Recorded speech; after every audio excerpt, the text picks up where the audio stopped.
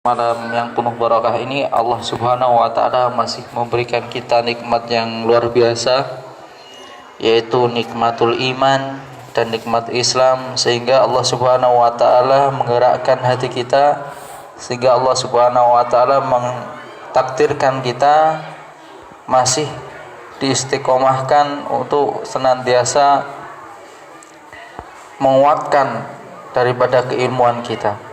Salawat dan salam semoga tetap tercurahkan kepada Nabiullah Muhammad sallallahu alaihi wasallam beserta para sahabat, keluarga dan orang-orang yang senantiasa mengikuti jejak langkah beliau hingga akhir zaman. Ikhwan fillah rahimani wa rahimakumullah. Insyaallah kajian pada malam yang penuh barakah ini akan diisi oleh beliau Ustaz Hamzah dari Surabaya. Untuk itu marilah kita buka kajian pada malam hari ini dengan bacaan basmalah. Bismillahirrahmanirrahim. Selanjutnya waktu dan tempat kami serahkan kepada beliau Ustaz Hamzah Baya. Tafadhal wasyukur.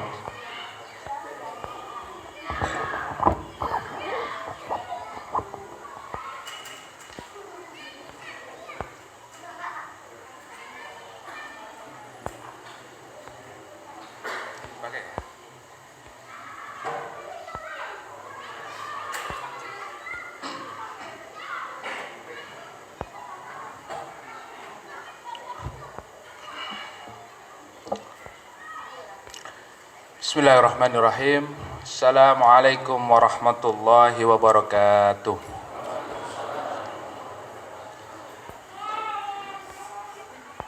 Innal hamdalillah nahmaduhu wa nasta'inuhu wa nastaghfiruh wa na'udzu billahi min shururi anfusina wa min sayyiati a'malina. May yahdihillahu fala mudilla lahu wa may yudlilhu fala hadiyalah.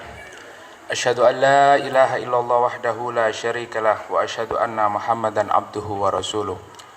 Allahumma salli wa sallim ala nabiyyina Muhammadin wa ala alihi wa ashabihi wa man tabi'ahum bi ihsanin ila yaumiddin. Allahumma la sahla illa ma ja'altahu sahla wa anta taj'alul hasna idza syi'ta sahla. Allahumma inna nas'aluka khaira ma fi hadhihi al-lailati wa khaira ma ba'daha wa na'udzu bika min syarri ma fi hadhihi al-lailati wa syarri ma ba'daha. Amma ba'da. Ikhwani fid din asyhadakumullah. Bapak-bapak, ibu-ibu, saudara-saudari sekalian yang dimuliakan oleh Allah. Alhamdulillah pada malam hari ini kita berjumpa kembali. Kita bertemu kembali di dalam satu majlis, yang majlis ini dikatakan oleh Rasulullah sallallahu alaihi wasallam adalah Riyadul Jannah, yaitu taman-taman surga Allah di dunia. Maka kita patut bersyukur kepada Allah karena dengan keberadaan kita di taman surga ini hati kita menjadi tenang. Allah mendatangkan kegembiraan bisa bersama dengan saudara-saudara, begitu juga ummahat bisa bersama, bertemu, bersua, saling bertatap muka, saling bermuwajahah satu dan yang lainnya. Ini adalah satu kenikmatan yang luar biasa, satu kebahagiaan yang tidak ternilai harganya. Meskipun ada yang jauh, ya bensinnya lumayan lah, tapi itu dibandingkan dengan doa-doa para malaikat kepada kita luar biasa, tidak ternilaikan harganya. Dan inilah satu kenikmatan yang tidak dirasakan kecuali oleh orang-orang yang merasakannya, ya. Ni'matun la yadzuquha illa man dzaqaha, ya. Tidak akan bisa merasakan kenikmatan ini kecuali orang yang melakukannya, orang yang melangkahkan kakinya ke taman-taman surga Allah di dunia. Mudah-mudahan dengan hadirnya kita di Riyadul Jannah fid dunya, mudah-mudahan kita dipertemukan di taman-taman surga Allah di akhirat kelak. Amin ya rabbal alamin. Bapak, Ibu, saudara-saudari sekalian dimuliakan oleh Allah, mungkin sudah lama kita tidak bertemu dan berjumpa kembali.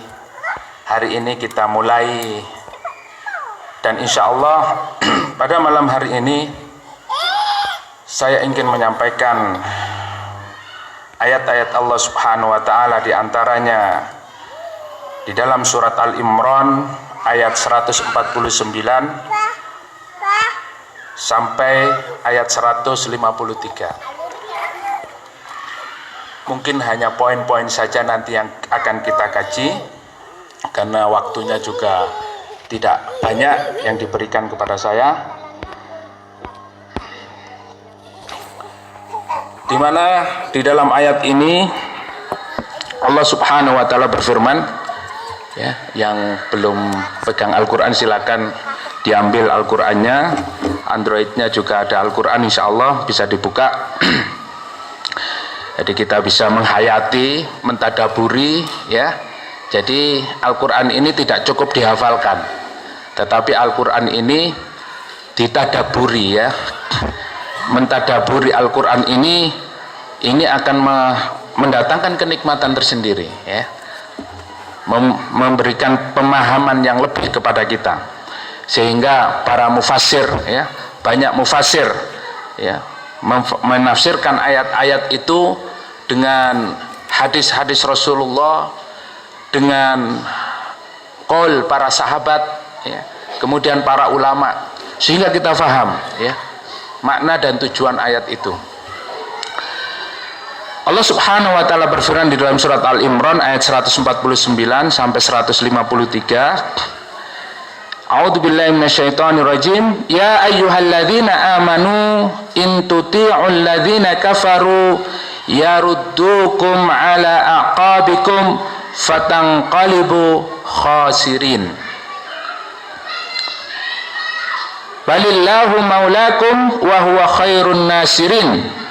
Sanulqi fi qulubil ladzina kafaru ru'ba bima asyraku billahi ma lam yunazzil bihi sultana wa ma'wahumun nar wa bi'sa mathwal zalimin.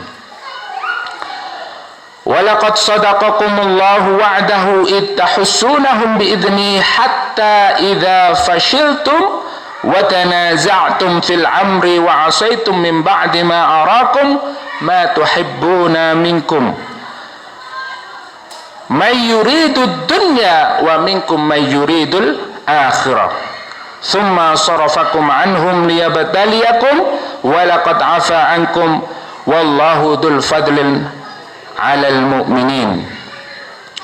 Ittus'iduna wa la talwuna 'ala ahadin war rasul yad'ukum fi ukhrakum fa athabakum ghamman bi ghammin likay la tahzanu 'ala ma fatakum wala ma asabakum wallahu khairum bima wallahu khabirum bima ta'malun.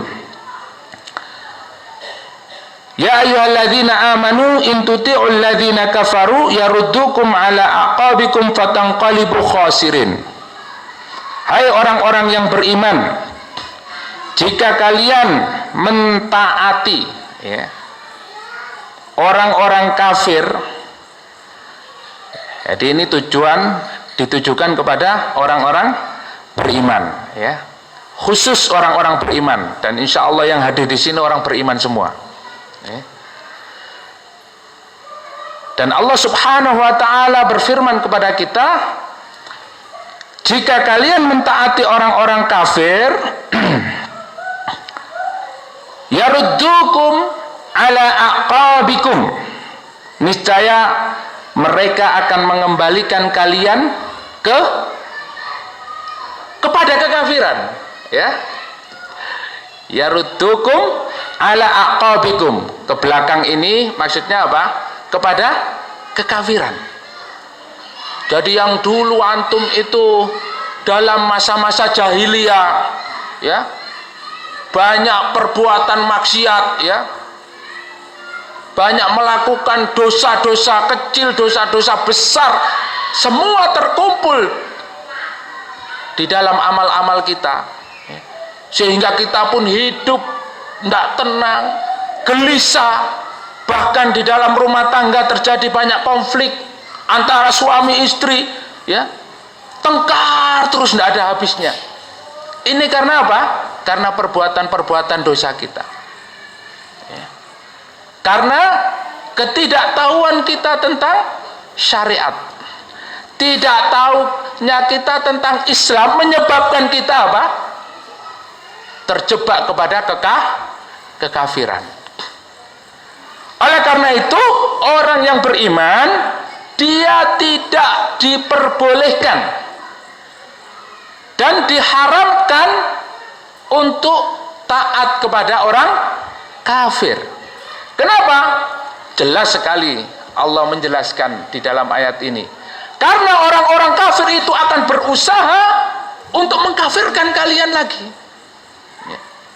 Oleh karena itu, Umar ibn Khattab radhiyallahu anhu, beliau berkata, nahnu qaumun a'azzanallahu bil Islam.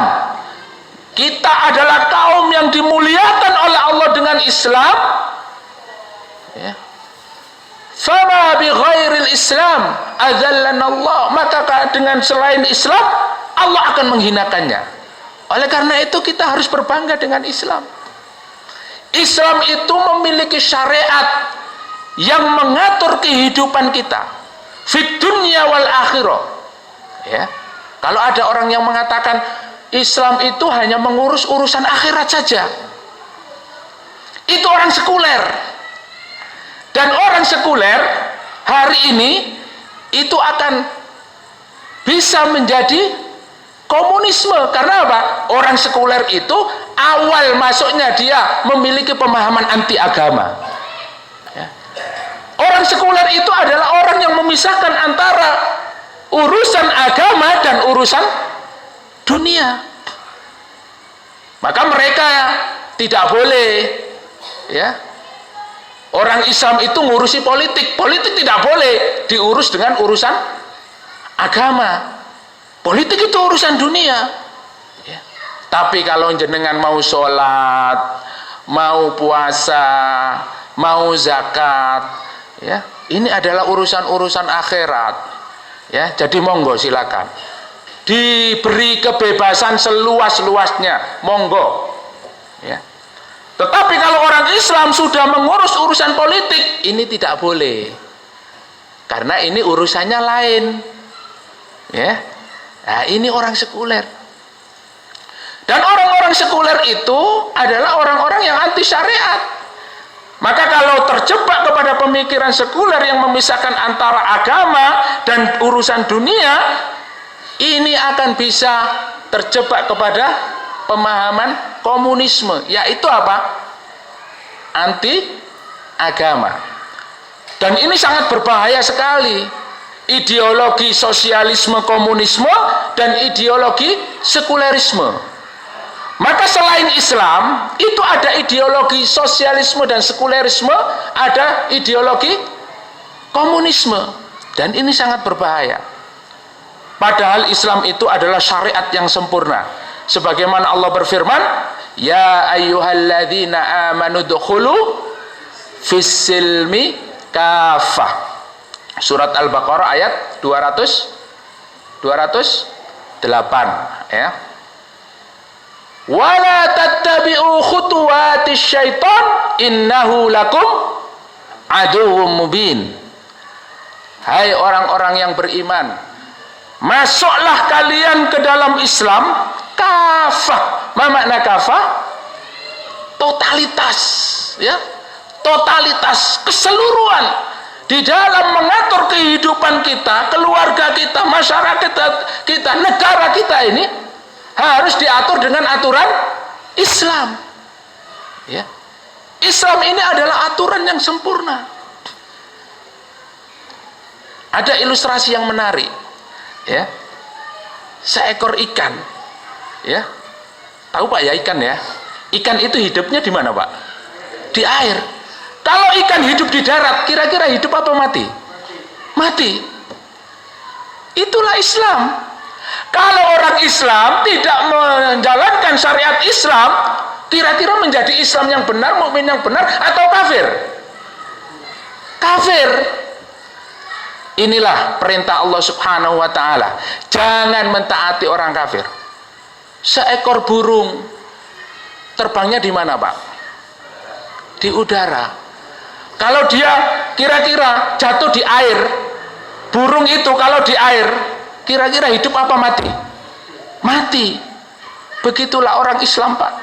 Kalau orang Islam itu tidak menjalankan syariat Islam, kalau Islam itu tidak hidup dengan Islami, maka dia akan mati dalam keadaan kafir. Naudzubillah tsumma naudzubillah min dzalik. Hari ini ideologi selain Islam itu ideologi yang hari ini menguasai umat, yaitu ideologi sosialisme dan komunisme yang memandang alam semesta, melihat manusia dengan apa? Memiliki keyakinan akidah dengan pandangan apa? Materi. Ya. Tidak ada Tuhan yang mengaturnya. Ini adalah alam semesta, ya. Maka ketika ada tsunami, ada gempa, tanyakan kepada rumput yang bergoyang. Ya. Tidak kembali kepada Al-Quran dan As-Sunnah. Apa penyebab azab datang kepada manusia ini? Oleh karena itu, Bapak Ibu yang dimuliakan oleh Allah Subhanahu wa taala, syariat Islam itu sempurna. Oleh karena itu Allah berfirman di dalam surat Al-Baqarah ayat 208, "Udkhulu fisilmi kafa." Jangan separuh-separuh, Pak. Makanya Imam Ibnu Al-Jauzi menjelaskan ayat ini agar orang beriman tidak separuh-separuh memilih syariat ini. Yang senang, yang cocok, yang sesuai dengan keinginannya dipakai. Begitu tidak cocok dengan dirinya, tidak sesuai dengan keinginannya, dibuang. Nah, inilah kondisi hari ini, di mana orang-orang Yahudi, orang-orang Nasrani berusaha dengan sekuat tenaga, mereka akan mengembalikan kalian kepada apa? Kekafiran. Oleh karena itu kita harus kuat, sehingga Allah berfirman di dalam surat Al-Baqarah itu apa? Selanjutnya, wala tattabi'u khutuwatis syaitan. Ya. Orang-orang beriman jangan sampai kita mengikuti jalan-jalannya setan. Ya. Di dalam surat Al-An'am juga dijelaskan, wala tattabi'us subul fatafarraqu bikum an sabili. Jangan engkau ikuti jalan-jalan, ya. Sehingga apa? Ikutilah jalan ini, yaitu apa? Islam. Jalan yang lurus. Ini adalah satu perintah, ya, yang harus kita lazimi, bahwa kita hidup sebagai seorang muslim ini adalah karunia yang tidak ternilaikan. Oleh karena itu, rasa syukur kita tidak hanya kita ucapkan dengan lisan alhamdulillah, tetapi apa? Bentuk rasa syukur kita ini apa? Kita jalankan syariat Islam. Fattaqullaha mastata'tum. Kita usahakan mengerjakan perintah-perintah syariat Islam ini semampu kita, ya. Di dalam kehidupan rumah tangga kita berusaha keras untuk menjadikan rumah tangga ini adalah rumah tangga yang Islami, ya. Rumah tangga yang betul-betul memiliki visi dan misi yang sama, yaitu kita menjadikan rumah tangga ini untuk beribadah kepada Allah Subhanahu wa taala, dan menjadikan landasan cinta kita kepada istri, cinta kita kepada anak, cinta kita kepada suami kita itu apa? Cinta karena Allah. Sehingga kalau sudah cinta karena Allah, Masya Allah, melihat istri itu selalu cantik. Selalu cantik istri ini. Begitu juga istrinya melihat suaminya selalu yang paling ganteng. Masya Allah, saya mencintaimu karena Allah, mas. Dredeg mas ya. Tak bales apa gak ya? Aku juga mencintaimu dik karena Allah. uhibbuki fillah, uhibbuka fillah. Masya Allah. Kalau sudah cinta karena Allah, kalau punya anak ini adalah harta yang tidak ternilaikan, sehingga kita jadikan anak-anak kita ini pejuang-pejuang di jalan Allah Subhanahu wa taala. Kita korbankan anak kita sebagaimana Nabi Ibrahim mengorbankan anaknya Nabi Ismail untuk Allah Subhanahu wa taala. Ya, jadi tidak gandoli anaknya itu. Anaknya mau belajar, ya, mau mondok, gandoli, ya. Kepikiran dan lain sebagainya dan lain sebagainya. Oleh karena itu, kalau sudah kita mencintai sesuatu karena Allah, maka insya Allah semuanya akan terasa nikmat, akan terasa bahagia, apalagi di dalam rumah tangga, ya. Sehingga ya kita harapkan rumah tangga Islami ini akan senantiasa banyak, ya, di kalangan masyarakat terbentuk. Karena apa? Rumah tangga ini adalah bagian negara yang terkecil. Sebelum kita memperhatikan, memperjuangkan sebuah negara yang besar, maka kita perhatikan dulu rumah tangga, karena rumah tangga ini adalah miniatur bentuk negara terkecil. Ketika rumah tangga ini rumah tangga Islami, rumah tangga yang menjalankan syariat Islam, insya Allah rumah tangga ini akan menguatkan, ya. Dan insya Allah umat ini akan senantiasa memiliki semangat menjalankan syariat Islam. Tetapi hari ini Bapak Ibu, sebaliknya, data, fakta, dan juga realitanya, rumah tangga hari ini ketika terjadi pandemi COVID-19, apa yang terjadi? Angka perceraian itu begitu meningkat. Banyak perceraian. Karena apa? Suaminya tidak kerja, istrinya juga tidak kerja, anaknya tidak sekolah, di rumah semua, dan tidak memiliki gambaran untuk bagaimana mengelola anak ketika belajar di rumah. Akhirnya apa? Anak-anaknya main game, rebutan HP. Sudah bapak ibunya tidak ada pekerjaan, nggak ada pemasukan. Akhirnya apa?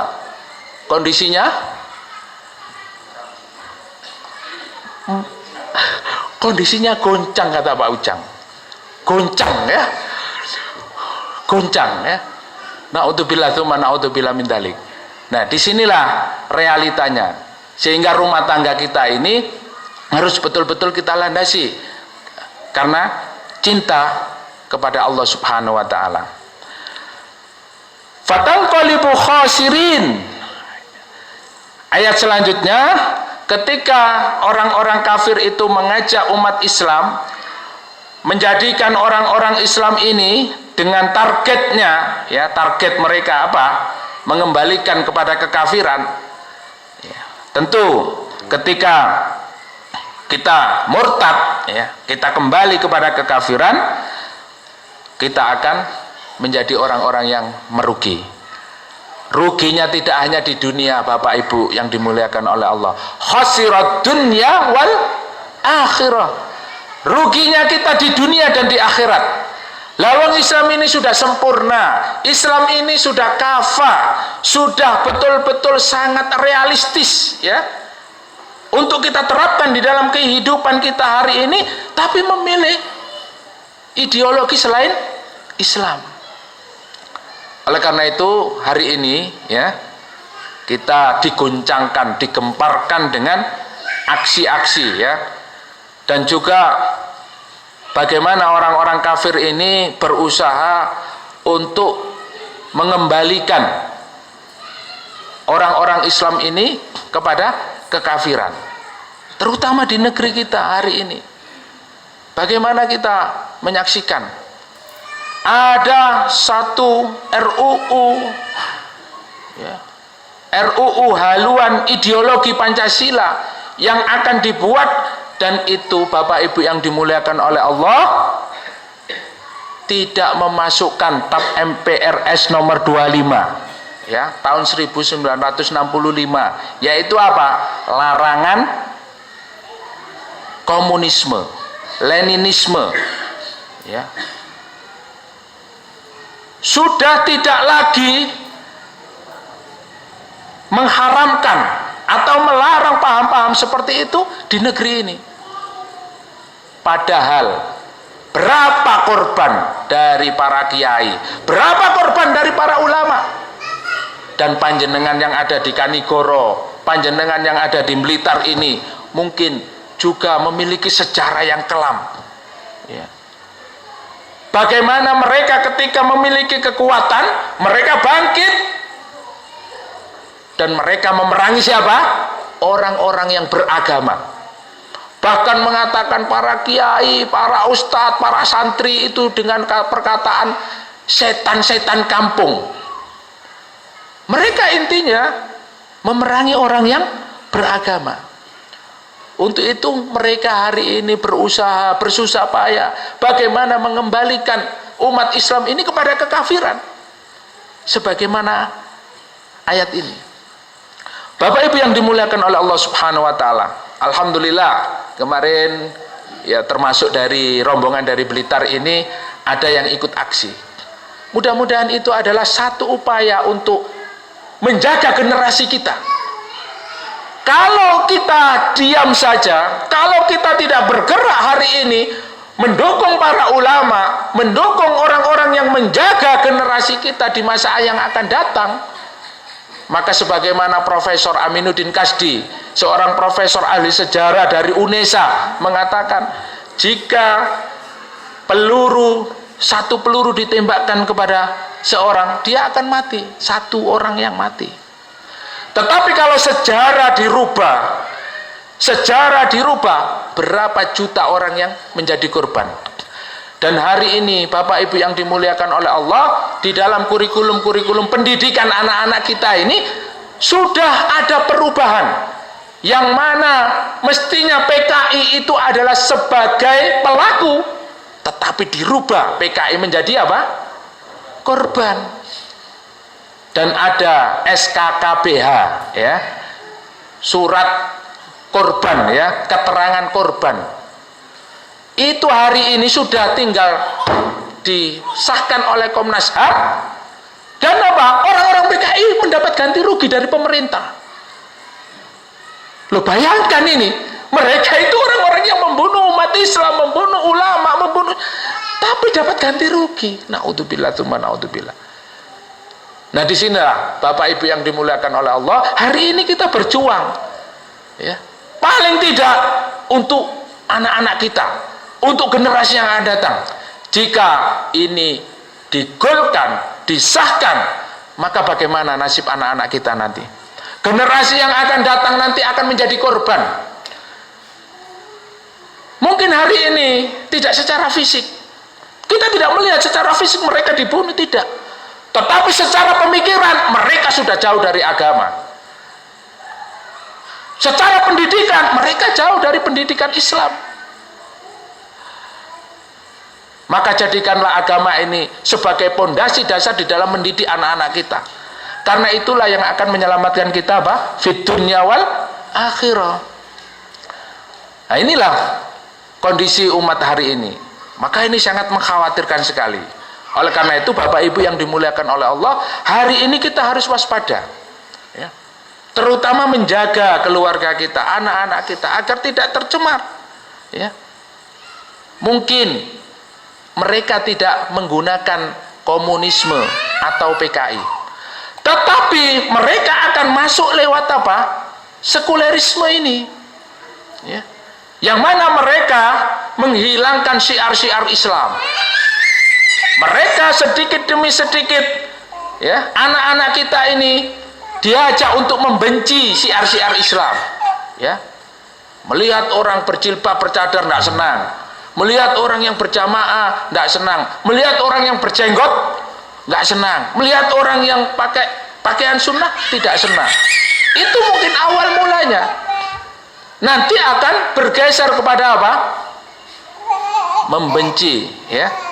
ideologinya, membenci Islam. Kalau sudah Islam yang dibenci, maka sukseslah mereka untuk mengkafirkan umat Islam. Sehingga ada tokoh Yahudi itu di dalam kitab-kitabnya, dan juga ini sudah menjadi program, ya, menjadi misi utamanya untuk mengeluarkan umat Islam, ya, dan mengkafirkan umat Islam. Apa yang mereka katakan? Untuk mengkafirkan umat Islam tidak perlu orang Islam itu murtad, keluar dari agama. Cukup kita jadikan mereka benci terhadap agamanya. Mereka akan apa?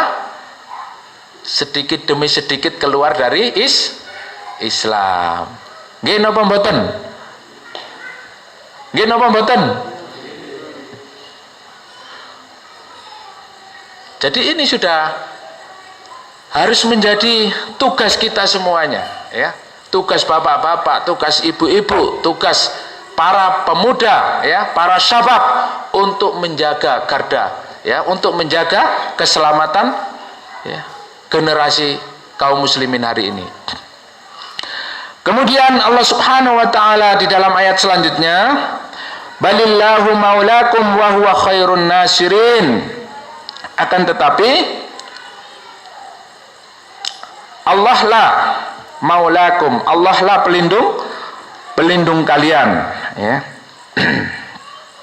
Dan Allah lah sebaik-baik penolong. Sanulqi fi qulubil ladzina kafaru ru'ba bima asyraku billahi ma lam yunazzil bihi sultana wa ma'wahumun nar wa bi'sa mathwal zalimin. Akan kami masukkan ke dalam hati mereka, ya, ke dalam hati orang-orang kafir rasa takut. Nah, jadi ini salah satu kabar gembira juga dari Allah Subhanahu wa taala. Sanulqi fi qulubil ladzina kafaru ru'ba. Kami jadikan hati mereka orang-orang kafir itu rasa apa? Rasa takut, ya, terhadap umat Islam. Kenapa? Karena perbuatan mereka. Jadi mereka itu sebetulnya memiliki kelemahan. Kelemahan orang-orang kafir itu adalah karena mereka asyraku, mensekutukan Allah. Kelemahan mereka adalah mereka mendurhakai Allah Subhanahu wa taala. Mereka tidak mentaati Allah Subhanahu wa taala. Mereka jauh dari perintah-perintah Allah Subhanahu wa taala, bahkan menentang syariat Allah Subhanahu wa taala. Ini menjadi satu kelemahan bagi mereka. Dan mereka itu tidak bisa tidur, Pak. Mereka pun mendapatkan apa? Mendapatkan satu keadaan yang menakutkan, ya. Kehilangan jabatan, ya, kehilangan kedudukan, hartanya, ya. Karena mereka ingin nyaman di dunia ini, ya, sehingga mereka dengan perbuatannya mensekutukan Allah, bermaksiat kepada Allah Subhanahu wa taala, ini membuat mereka gelisah, ya. Oleh karena itu, kalau kita sebagai umat Islam, kita pun melakukan kemaksiatan kita lakukan, dan maksiat-maksiat itu terus ada pada diri kita, maka akan dipastikan kita pun tidak merasa tenang di dalam hidup kita. Nggih napa mboten? Ya, dirasakan, Pak. Hari-hari, hari demi hari kita isi dengan maksiat, ya. Tidak bertambah ketaatan kita kepada Allah Subhanahu wa taala, tetapi apa? Maksiat terus bertambah, maksiat terus bertambah. Ini yang menyebabkan umat Islam tidak ditolong oleh Allah Subhanahu wa taala. Sebagaimana Umar ibn Khattab radhiyallahu an berpesan kepada Panglima Sa'ad bin Abi Waqqas, Ketika Sa'ad bin Abi Waqqas radhiyallahu an memimpin peperangan, ya, perang apa itu Pak? Perang Qadisiyah melawan Persia. Kalau hari ini Persia pada saat itu adalah superpower dunia, ya. Mungkin hari ini Amerika, ya, atau Cina. Kira-kira superpower dunia hari ini apa Pak? Amerika apa Cina?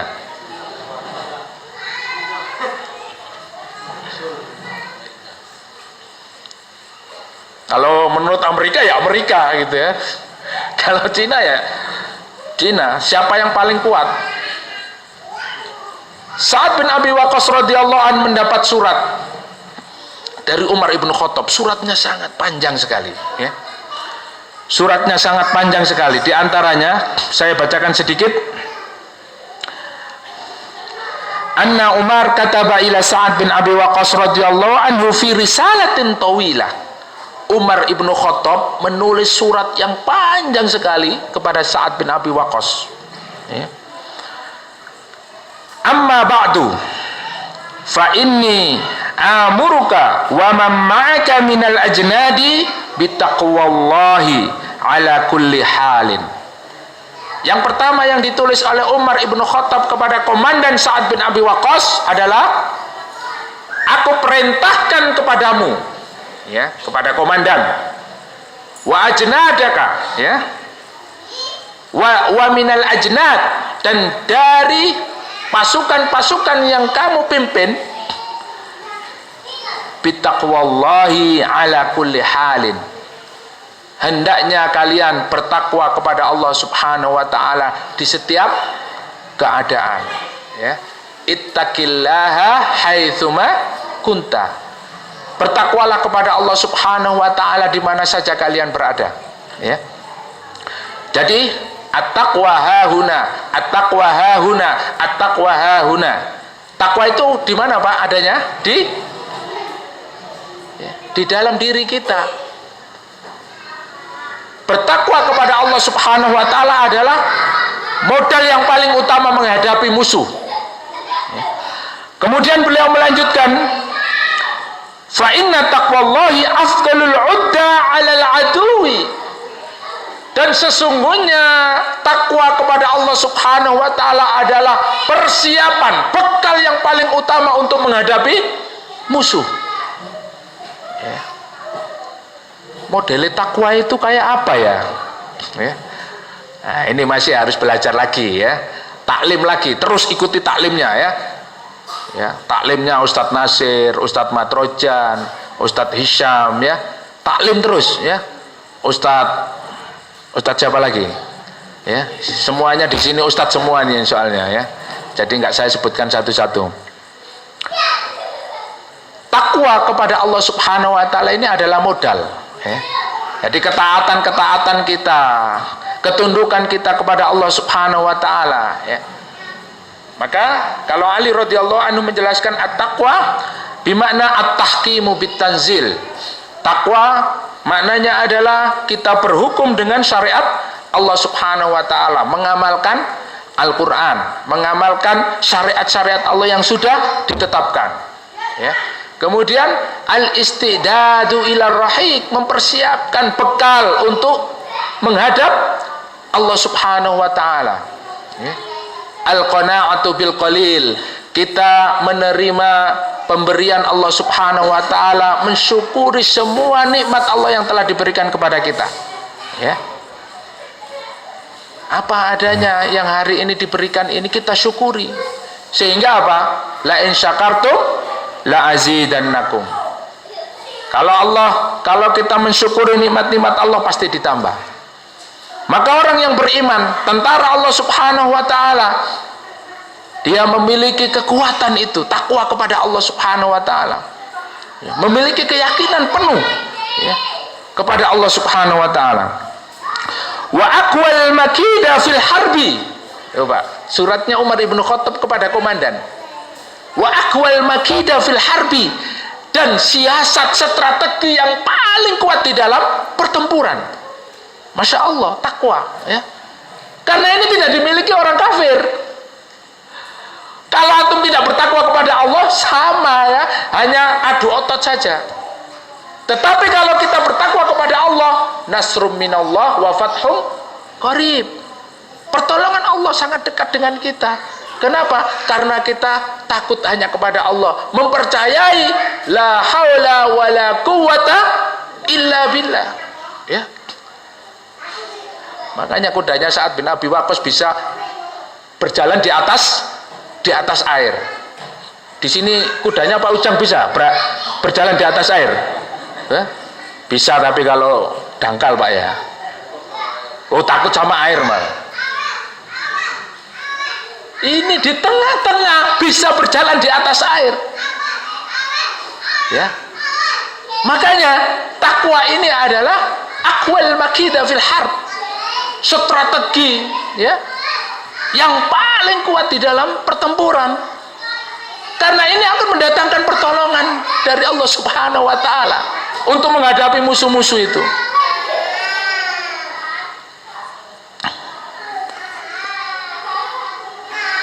Antakunu asyaddu ihtirasan minal ma'asi minkum min aduwikum.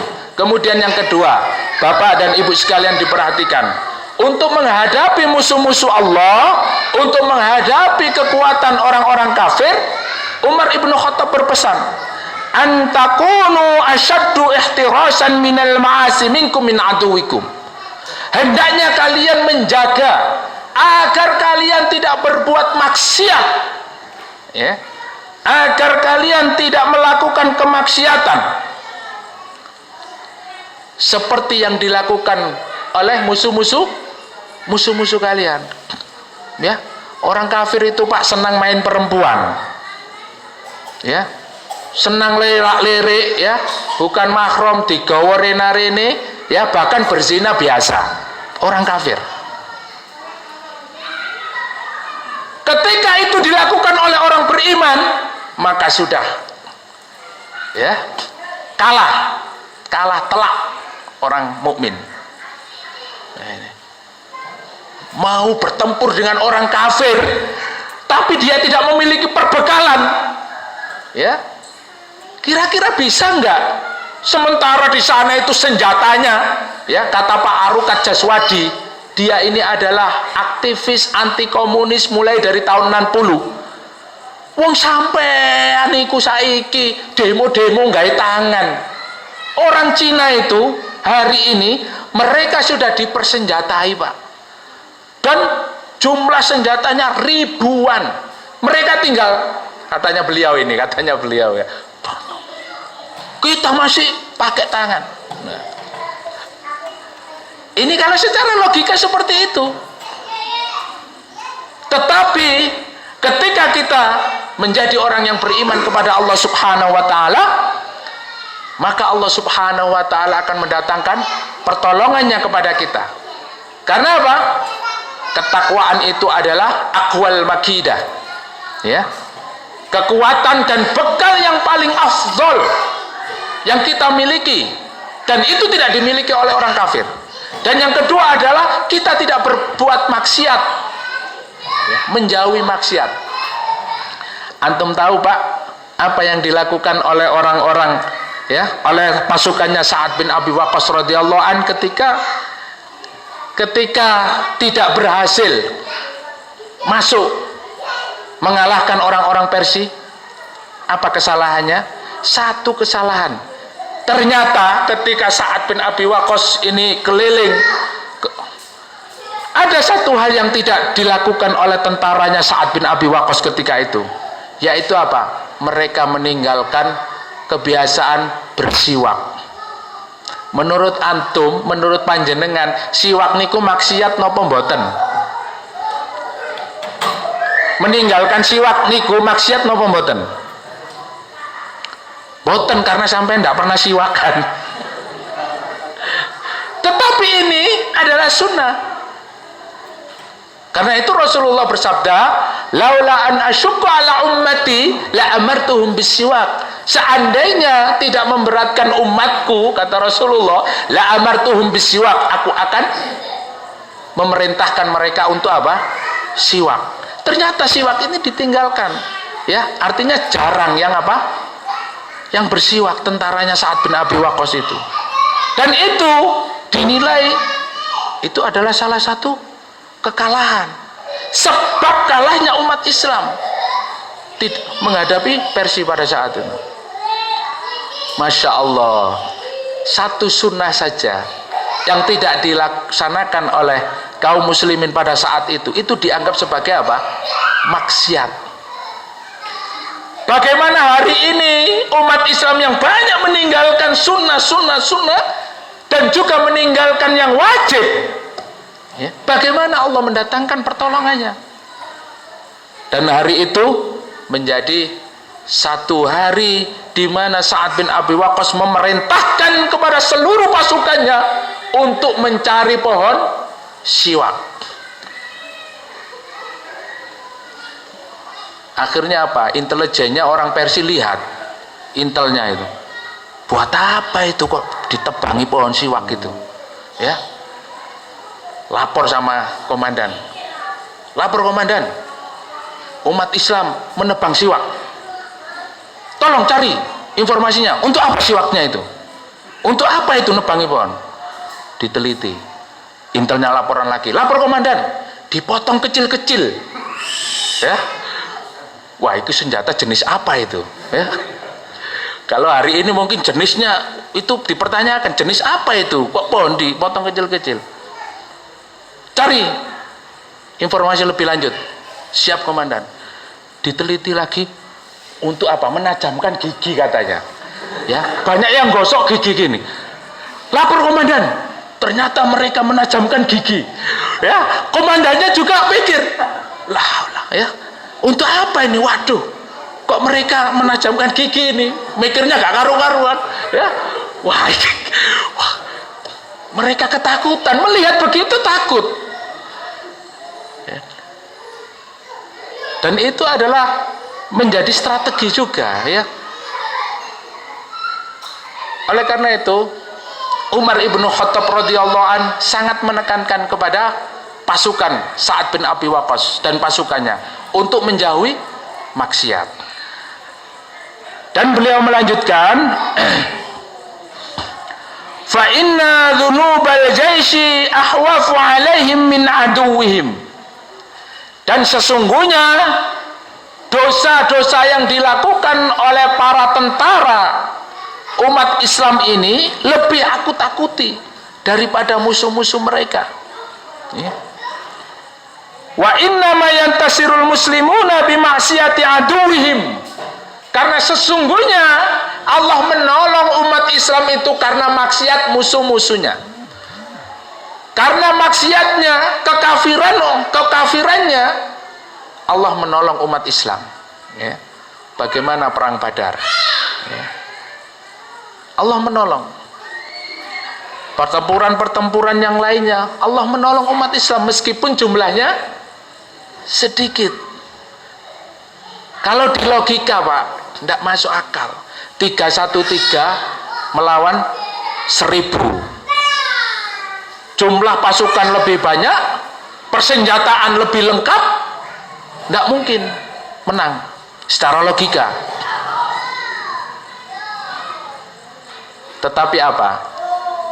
Wa yamkuruna wa yamkurullah wallahu khairul makirin. Rencana Allah dan pertolongan Allah subhanahu wa ta'ala memenangkan umat Islam. Dan Allah apa? Menjadikan angin, menjadikan awan, menjadikan apa yang ada di alam ini sebagai tentaranya, tentara yang membantu umat Islam, dan juga mendatangkan para malaikat. Wah, ini luar biasa, Masya Allah, ya. Gak usah jauh-jauh di Afghanistan, di Suriah, ketika perang di Ambon, umat Islam itu jelas-jelas, ya, dibantu oleh para malaikat. Dan itu kesaksian orang kafir ketika menghadapi umat Islam. Ternyata di belakang umat Islam itu banyak ribuan orang yang berbaju putih menunggang kuda warna putih, ya. Mereka lari-lari sendiri. Ya. Ketika ditanya, loh kenapa, ada apa? Ternyata apa? Melihat di belakang umat Islam itu tentara yang begitu besar. Ya. Dia akan menyerang orang kafir itu. Dan ini adalah pertolongan Allah Subhanahu wa taala. Maka pertolongan Allah Subhanahu wa taala diberikan kepada umat Islam karena kekafiran, kemaksiatan orang-orang kafir. Dan ketika umat Islam atau kita berbuat maksiat, ya, maka ini tidak jauh beda antara kita dengan orang kafir. Ya. Oleh karena itu ketika kita ingin pertolongan Allah Subhanahu wa taala, maka marilah kita jaga, kita hindari kemaksiatan-kemaksiatan yang ada dalam diri kita. Betul-betul kita menghindari diri kita dari kemaksiatan-kemaksiatan. Kenapa? Setitik kemaksiatan itu akan menjadikan apa? Nokta hitam di dalam hati kita. Begitu banyaknya maksiat yang ada pada diri kita, hati kita menjadi hitam. Ya. Bahkan Ibnu Qayyim membagi hati itu menjadi 3. Ya. Qalbun mayyit, qalbun marid, wa qalbun salim. Kalau sudah qalbun mayyit, apa kata Allah Subhanahu wa taala di dalam Al-Qur'an surat Al-Baqarah? Innal ladzina kafaru, ya. A'anzartahum am lam tundirhum la yu'minun. Khatamallahu ala qulubihim wa ala sam'ihim wa ala absarihim ghisyawatun. Kalau sudah hatinya mati, dikasih peringatan, ya, diajak untuk taklim, tidak dikasih peringatan pun, ya, mereka itu sama. Ya. Kenapa? Karena hatinya sudah tertutup. Maka kalau kita ini Pak, hati sudah tertutup, saking banyaknya maksiat ini, ya, saking banyaknya maksiat, karena maksiat itu tanggung jawabnya antum dengan Allah Subhanahu wa taala, kita tidak tahu. Tidak tahu apa yang antum lakukan. Kita hanya tahu bahwa antum ini adalah para asatid, ustadz-ustadz, tolabul ilmi, ya, yang mengamalkan sunnah, yang bermanhaj as-salafus soleh, ya, mujahid, ya, dai, tahunya begitu, ya. Urusan antum maksiat atau tidak itu urusan antum dengan Allah Subhanahu wa taala. Dan ketika maksiat-maksiat itu sudah terus antum lakukan, itu antum akan semakin lemah, semakin lemah, semakin lemah, dan akan terkalahkan. Tidak bisa melaksanakan syariat Allah dengan sempurna. Sholat males, diajak taklim males, apalagi diajak aksi. Waduh, ya, banyak kerjaan, banyak orderan, banyak ini, ya. Diajak untuk beramal soleh juga aras-arasan. Wis aku tak infak ae, ya. Saya tak bantu saja, ya. Jadi sudah mempengaruhi kondisi keadaan dia itu yang dulunya itu rajin beribadah, ya, taat kepada Allah, karena maksiat-maksiat yang dilakukan akhirnya lemah, ya. Tidak bisa melaksanakan tugas-tugas dengan baik. Karena apa? Orang maksiat itu galau terus, Pak. Galau, ya. Tugasnya ke timur, arahnya ke barat, ya. Tugasnya ke selatan, arahnya ke utara. Galau terus, ya. Karena apa? Ya itu tadi, kemaksiatan-kemaksiatannya itu akan membuat dirinya tidak bisa melaksanakan tugas-tugas dengan baik, dan dia akan terus semakin menjauh dari Allah Subhanahu wa taala. Akhirnya apa?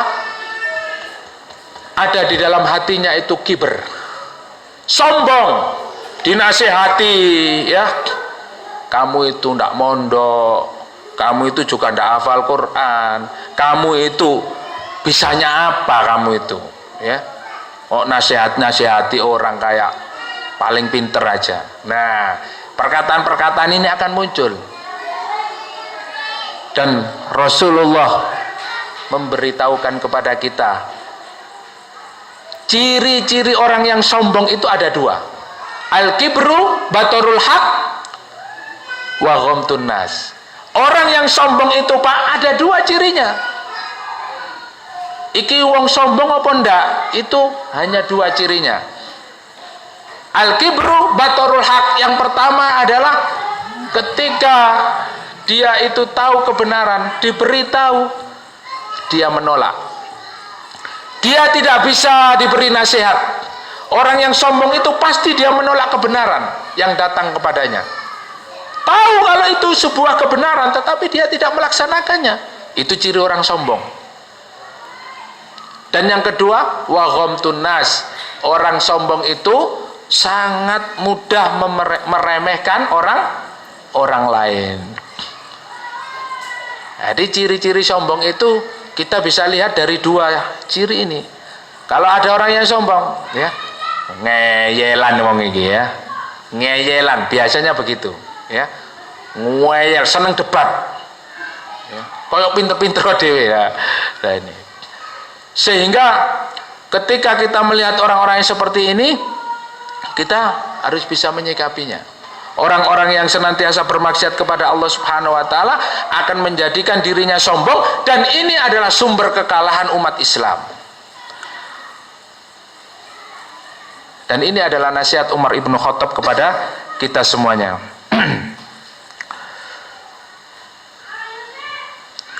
Kemudian kita kembali kepada ayat.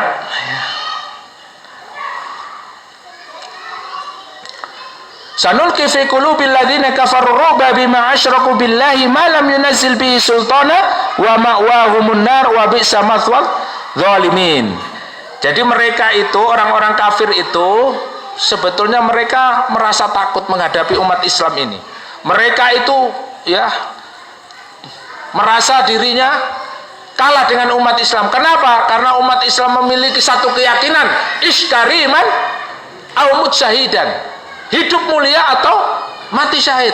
Sehingga ketika terjadi pertempuran, umat Islam yang pertama kali maju. Karena yang dicari itu adalah kematian. Umat Islam mencari mati, sedangkan mereka mencari hidup, ya. Bedanya jauh sekali, Pak, antara hidup dan mati. Ini. Pertanyaannya, ya, apa benar kita mencari mati? Atau kita masih takut mati, ya? Siap berani mati, Pak? Siap berani mati? Subhanallah, ya. Nah ini, ya, ciri-ciri, ya. Insya Allah tanda-tanda pertolongan Allah datang ini, ya. Tanda-tanda pertolongan Allah datang. Insya Allah nasrullah datang, kemenangan Allah Subhanahu wa taala diberikan kepada umat Islam kalau sudah siap mati, ya. Tapi kalau takut mati itu yang jadi masalah, ya. Ini penyakit, ya.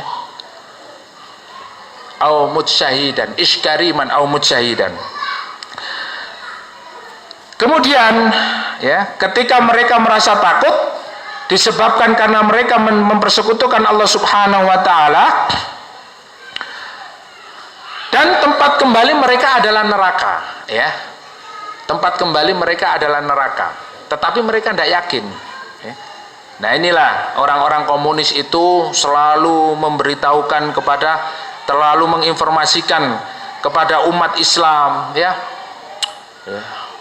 Apakah kamu sudah melihat surga? Apakah kamu sudah melihat neraka? Ya, Allah itu di mana? Ya, apakah kamu sudah melihat Allah? Ya. Nah, keyakinan-keyakinan seperti ini, inilah yang melemahkan, ya. Mereka itu akan digiring dengan pemahaman-pemahaman anti agama, sehingga mereka melihat itu hanya materi. Bahkan ada doktrinnya orang-orang komunis itu Tuhan adalah materi, sehingga setiap aktivitasnya diukur dengan materi, ya. Pengajian nang muhajirin niku ono amplope apa enggak? Oh mboten wonten, Pak. Ono berkatane ora? Mboten wonten. Wis aku tak milih sing ono berkatane mawon. Nah, ini juga salah satu sifat, ya, pemikiran-pemikiran yang melihat satu aktivitas diukur dengan materi. Ya, ini berbahaya. Ya. Dan mereka menggiring umat Islam itu ke arah sana. Sehingga apa?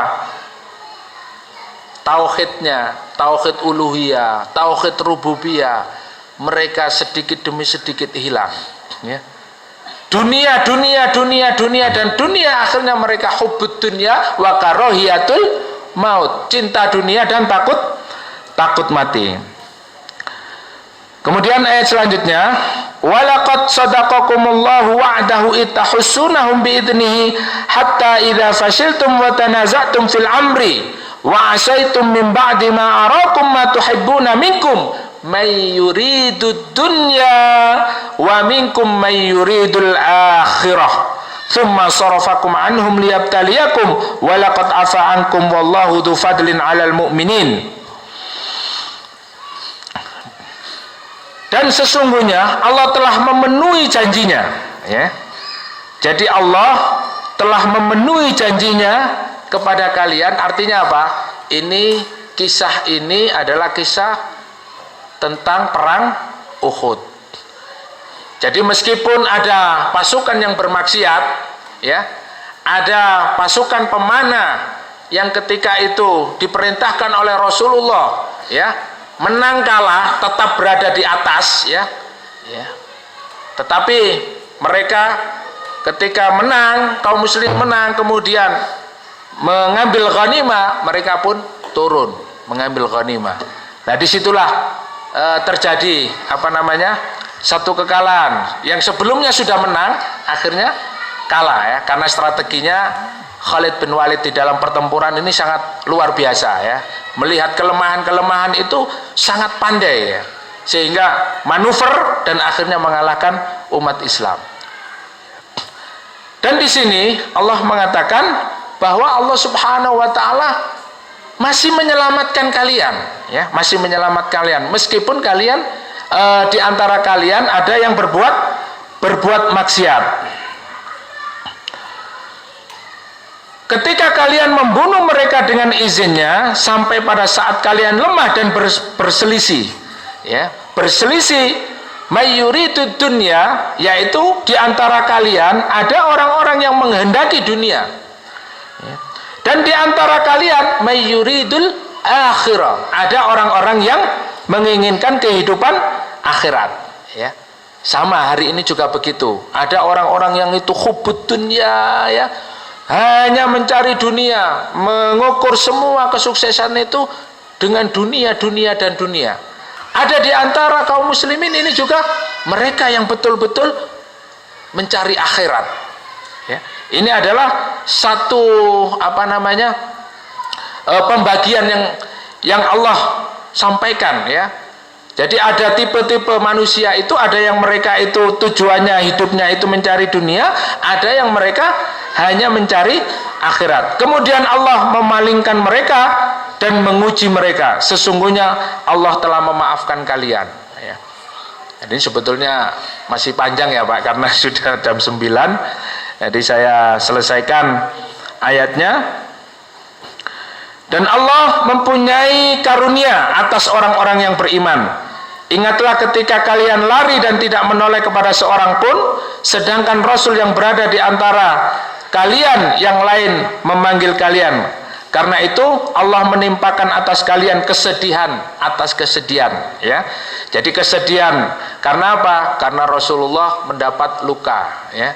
Karena Rasulullah terkena, ya, panah, ya, terkena serangan, dan kemudian kaum muslimin melemah. Banyak sahabat yang gugur pada waktu itu.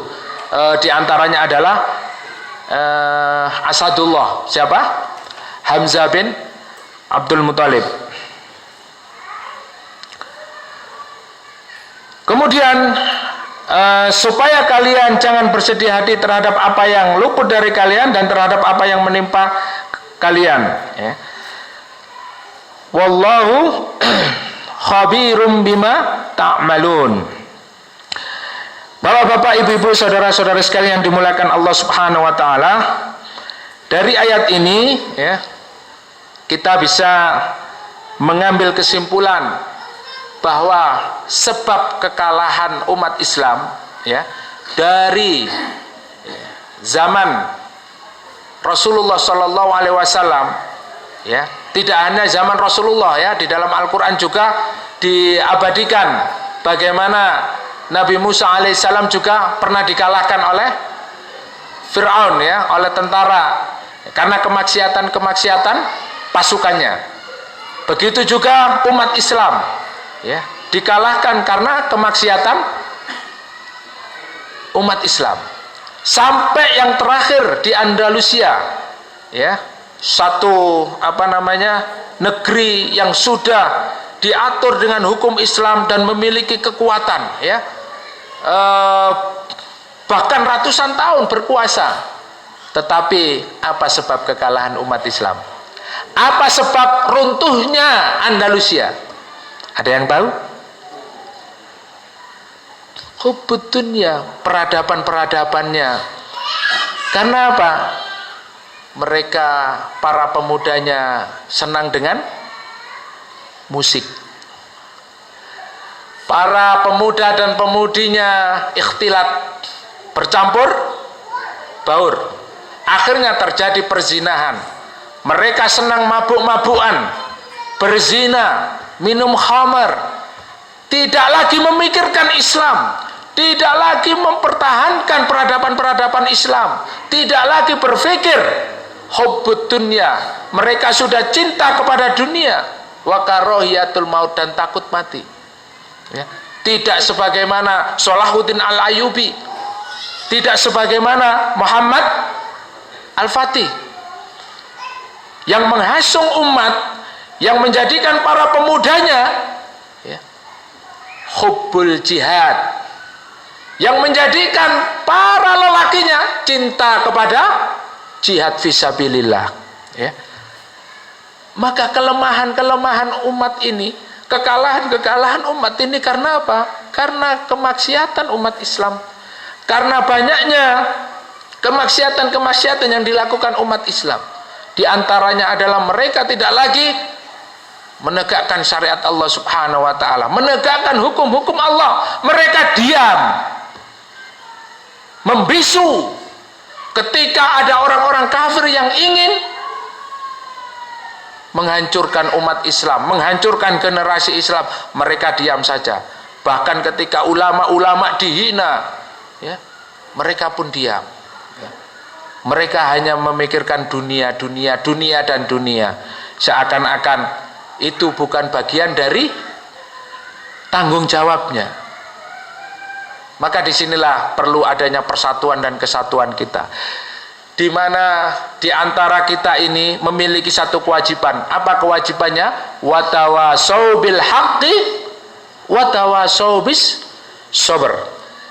Di antara kita, Bapak Ibu yang dimuliakan oleh Allah, kita hendaknya saling nasihat menasihati ya.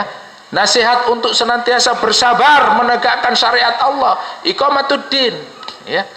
Mungkin kalau di sekitar sini, di Lodaya dan sekitarnya ya, bahkan di Blitar ini ya, antum-antum inilah yang memiliki azam yang kuat untuk apa? Amar ma'ruf nahi mungkar. Azam yang kuat untuk iqamatuddin, bahkan azam yang kuat untuk iqamatus syariah. Dan inilah bekal kita, Bapak Ibu yang dimuliakan oleh Allah, bekal kita menghadap Allah. Mudah-mudahan kita semuanya diwafatkan dalam keadaan husnul khatimah. Amin amin amin ya rabbal alamin. Mungkin itu yang bisa saya sampaikan. Ada kurang lebihnya dan kesalahannya kami mohon maaf yang sebesar-besarnya.